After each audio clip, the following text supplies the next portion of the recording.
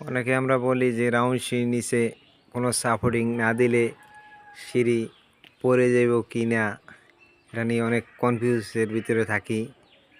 এই যে দেখুন, এই সিঁড়িটার নিচে কোনো সাপোর্টিং নাই, একেবারে ফাঁকা।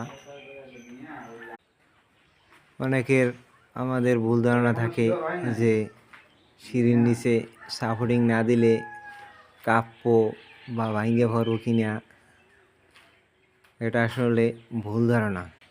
মূলত রাউন্ড সিঁড়ির কোনো এক্সট্রা লোড নাই, এটার 3/2 লোড এই ছাদে নিবে, প্লাস এই যে আমার নিচের যে মনে করেন যে বেজ আছে, বাকি এটা মানে বেজের লোডটা নেবে বেজ।